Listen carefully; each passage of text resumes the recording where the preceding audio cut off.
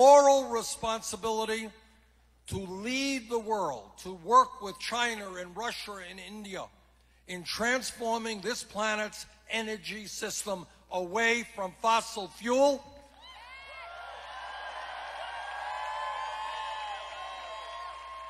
And as your president, that is exactly what I will do.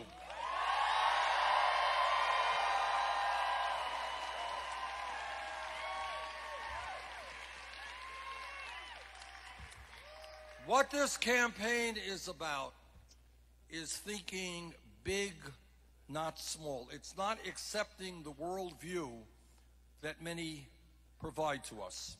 It is asking the hard questions of why not? Why is the United States of America the wealthiest country in the history of the world?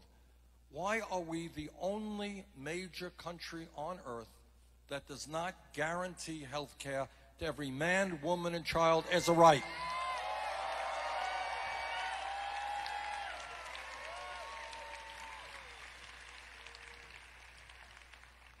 Now, I am a member of the Health Education Committee, the committee that helped write the Affordable Care Act. And it is obvious to anyone who is not deeply prejudiced that the Affordable Care Act has done a lot of good in this country.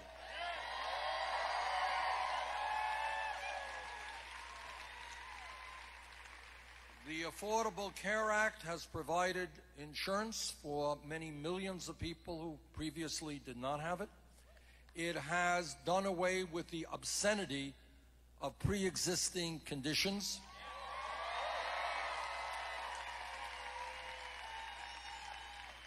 It has developed community health centers all over America. But let me say this, let me make 2 points. Number one, it is, as somebody who helped write the bill, I can tell you that none of us were of the belief that there would be governors throughout America, including Georgia, including South Carolina, who would refuse to expand Medicaid. In Georgia, as I understand it, some 600,000 people are not getting health insurance because governors and members of the legislature are more concerned with ideology than they are with the health of their people. That's wrong.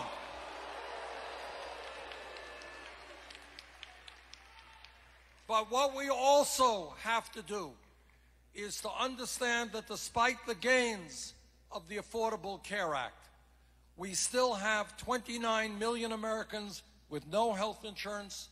We still have even more, including many in this room, who are underinsured with high deductibles and co-payments.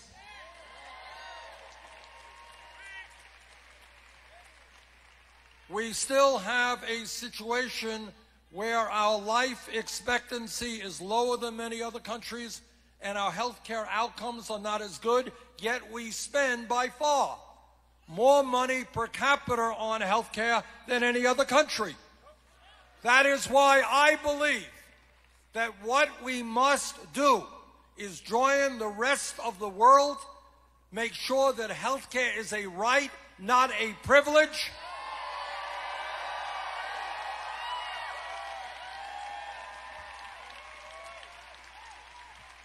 And guarantee health care to all people through a Medicare for All single-payer program.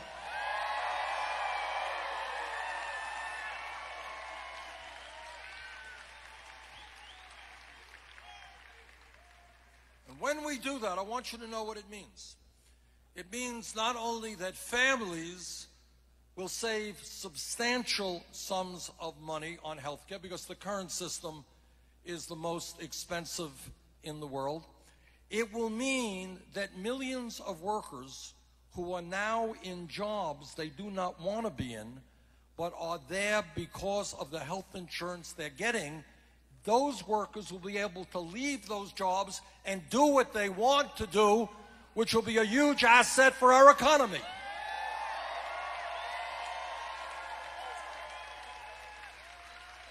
It means that small and medium-sized businesses will not have to spend half their lives worrying about health care, and they can worry about their business.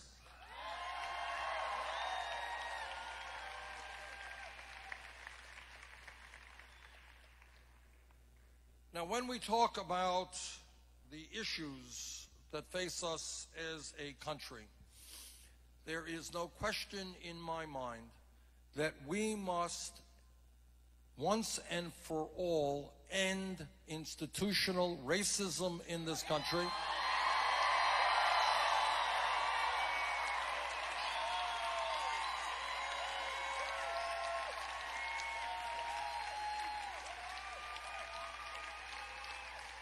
And reform a very, very broken criminal justice system.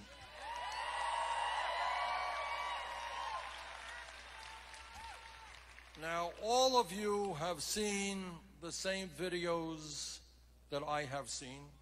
All of you are aware of the names Sandra Bland and Michael Brown and Rekia Boyd and Eric Garner and Walter Scott and Freddie Gray and many others who died at the hands of police officers or in police custody.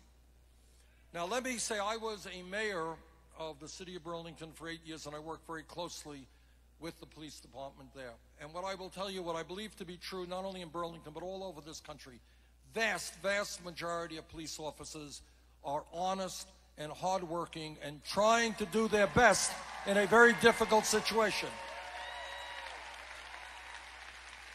It is not easy being a police officer today, but like any other public official, when a police officer breaks the law, that officer must be held accountable.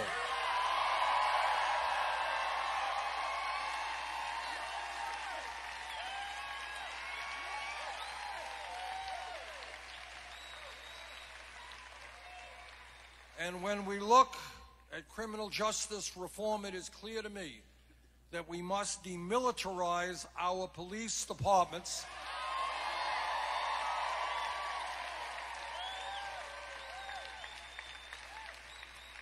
The best police departments in the country, and there are many great police departments, are part of the community, not being seen as an oppressive force.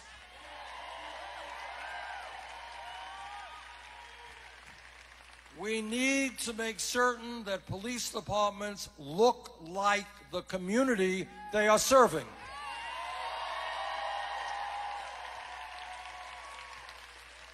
We need new rules regarding the allowable use of force.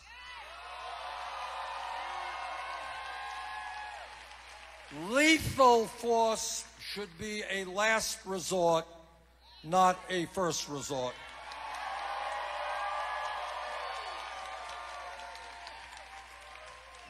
We need to end the absurdity of private corporations making profits by building and running jails.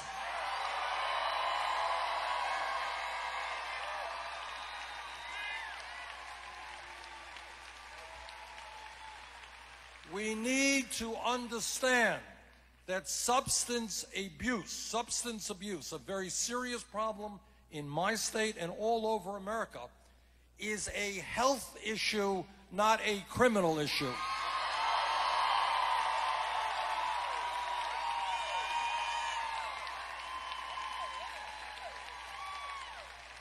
Which means we must invest in drug courts and medical and mental health intervention rather than more incarceration.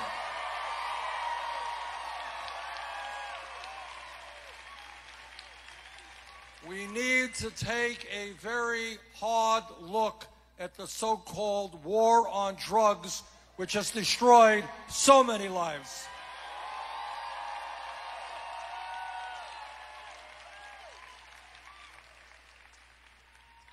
there are many, many hundreds of thousands of people, if not millions, over a long period of time, who have received police records for possessing marijuana.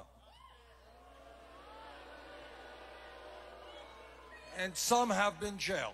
But when you have a police record, your life is radically changed. It becomes more difficult to get a job, more difficult to get credit, more difficult to do all of the things that one wants to do in one's life. And that is why I have just introduced legislation, and will make happen as president, to take marijuana out of the Federal Controlled Substance Act.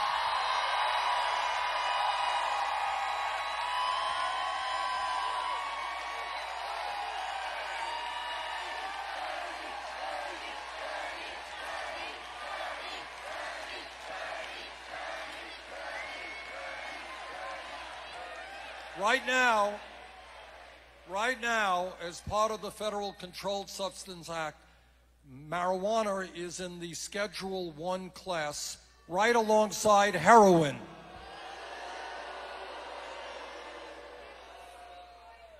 So I'm not advocating for marijuana, but what I am saying is I do not want to see more and more lives being destroyed because of possession of marijuana.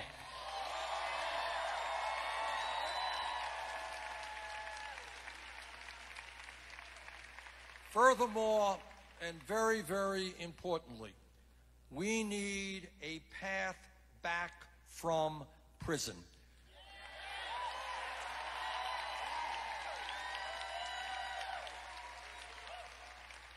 Too often people are released from prison.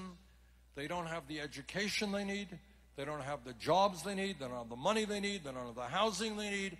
And shock of all shocks, they fall back into the environment that got them in prison in the first place. That has got to change.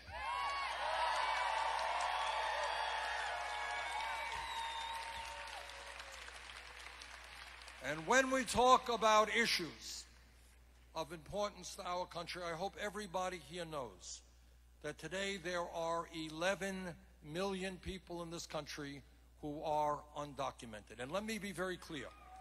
I regard it as reprehensible that you got politicians who are demagoguing these folks with racist and outrageous attacks.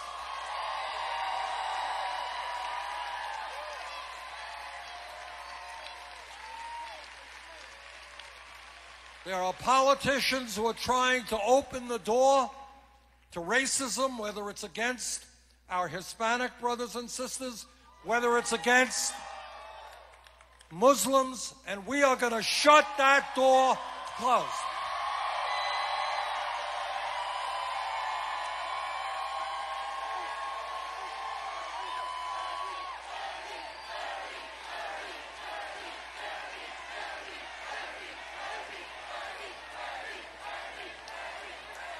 This country, and in the city of Martin Luther King Jr., this city and this country know we have